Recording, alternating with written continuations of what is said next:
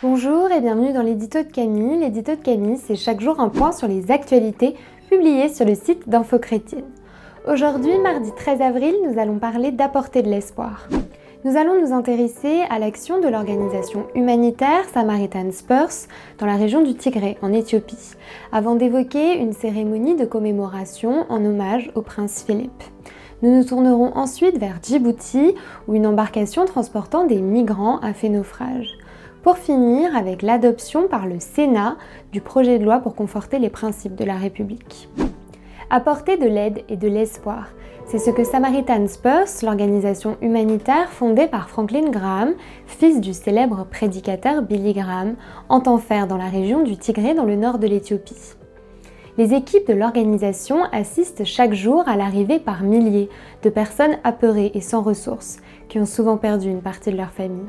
Ce n'est pas d'espoir mais d'espérance dont a parlé Justin Welby, archevêque de Canterbury, lors d'une cérémonie de commémoration en hommage au prince Philippe, époux de la reine d'Angleterre Elisabeth II, décédée à l'âge de 99 ans le 9 avril dernier.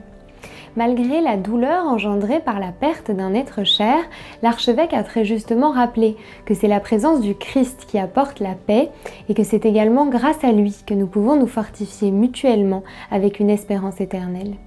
Une perte est une perte, a également affirmé le primat de la communion anglicane. Effectivement, chaque vie compte. Une déclaration qui a d'autant plus de résonance au regard d'une actualité du jour qui fait état d'une tragédie. Le naufrage d'une embarcation transportant des migrants venus du Yémen. Le bateau a chaviré au large de Djibouti, faisant 34 morts, dont de nombreux enfants. C'est dans l'espoir de fuir un pays en proie à diverses crises et d'avoir une vie meilleure que les migrants sont prêts à tout risquer au péril de leur vie. Une situation difficile et des personnes que nous devons sans cesse remettre entre les mains du Seigneur, en qui demeure notre espérance.